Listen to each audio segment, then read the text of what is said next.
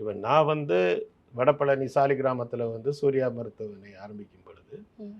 அங்கே இருந்த ஒரே பெரிய மருத்துவமனை விஜயா மருத்துவமனை. ஆமா. இப்போ விஜயா மருத்துவமனையில் வந்து ஒரு பெட்டு கிடைக்கணும்னா அன்றிருந்த முதலமைச்சர் எம்ஜிஆரின் ஆஃபீஸிலிருந்து கால் வரணும். ஓகே. அந்த அளவுக்கு கஷ்டம். எல்லா விஐபிஸும் அங்கே தான் இருப்பாங்க எல்லாம்.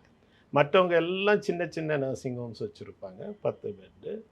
அங்கே வந்து பார்த்திங்கன்னா எந்த விதமாக ஒரு வென்டிலேட்டர் கூட இருக்காது. ஸோ ஒரு பேஷண்ட் வந்து ஒரு அன்கான்ஷியஸாக வந்தாலோ இல்லை ஒரு இதில் வந்தாலோ அவங்கள வந்து காப்பாற்றுறதுக்குள்ள சக்தி நம்மள்ட்ட இல்லை.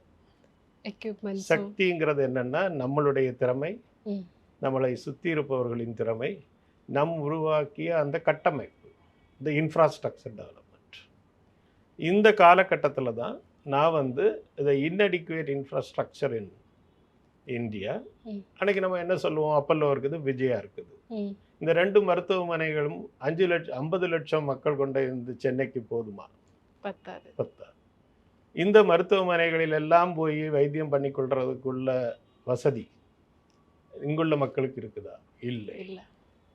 அந்த காலகட்டத்தில் பார்த்தீங்கன்னா அரசாங்க மருத்துவமனைகள்லையும் அந்த அளவுக்கு இல்லை வசதிகள் இல்ல. ஸோ அப்பல்லோ மருத்துவமனை விஜயா மருத்துவமனைக்கும் ம். கவர்மெண்ட் செட்டப்புக்கும் இடையில் ஒரு ஸ்ட்ரக்சரை நம்ம உருவாக்கணும் சொல்லி இந்த நடுத்தர வர்க்க மக்களுக்காக உருவாக்கப்பட்ட மருத்துவமனை தான் சூர்யா ஹாஸ்பிட்டல். கண்டிப்பா சார். அன்னைக்கு அந்த சூர்யா ஹாஸ்பிட்டல் வரச்சில் நாங்கள் வந்து ஒரு நல்ல இன்டென்சிவ் கேர் யூனிட் ஒரு 10 பெட்டட் ஆரம்பித்தோம். ம். அன்னைக்கு எனக்கு உறுதுணையாக இருந்த பல மருத்துவர்கள் இருந்தார்கள், நல்ல இன்டென்சிவிஸ்ட் வந்தாங்க. Dr. Srivarma's Vegicare. His wellness